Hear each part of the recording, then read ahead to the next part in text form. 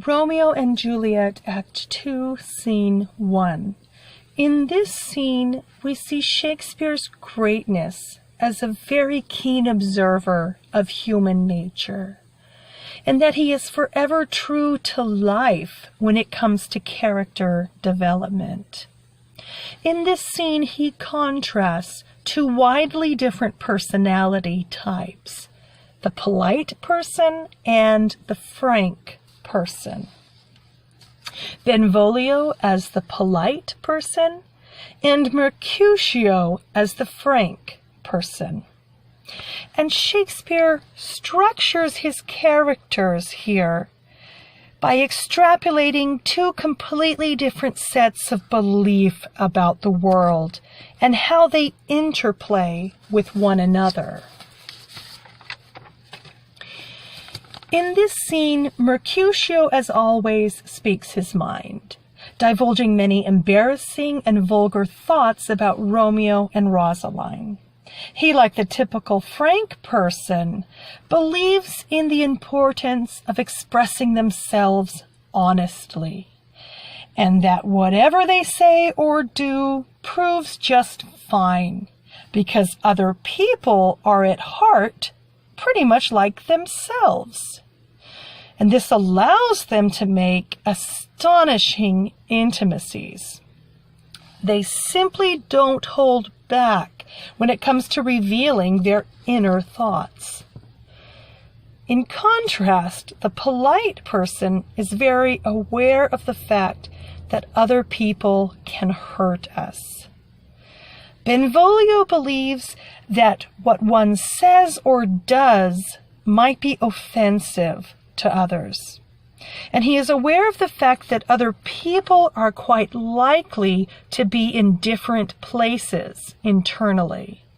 He is aware of the gulf that can separate one human being from another. Mercutio might be swept away with his histrionics and his performance to conjure Romeo's spirit. But Benvolio is aware that this is probably not going over so well with Romeo, if Romeo hears him.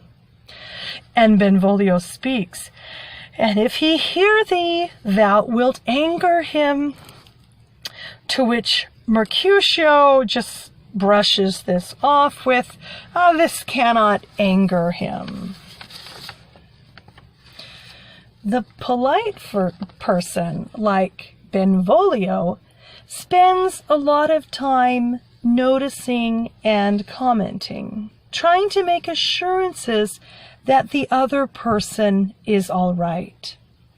And this is why Benvolio calls out to Romeo at the beginning of this scene upon his disappearance, "Romeo, my cousin Romeo!"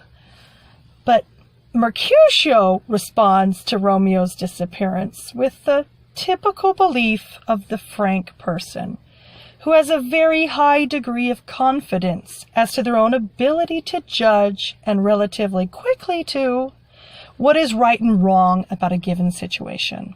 And so Mercutio just responds confidently, "He is wise and hath stolen him home to bed." Benvolio, on the other hand, uses soft, tentative language, holding back on criticism, and with a tone more of inquiry, just calmly states, "He ran this way and leaped this orchard wall. Call out to him, Mercutio."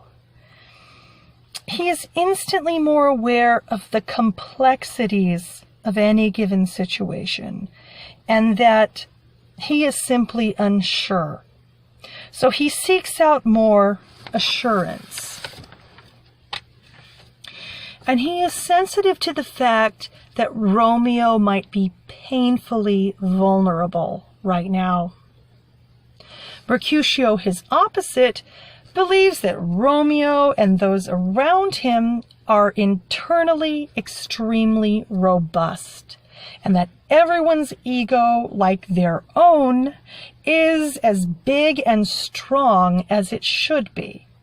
And this is why he thinks it's perfectly okay at this point to put on a show mocking Romeo's obsession for Rosaline. In Shakespeare's work, we see that just a simple act of a character's disappearance, here Romeo's disappearance, experienced by two completely different character types, leaves the stage open. It brings out a great flourishing in character developments that are true to life and just as rich and strange.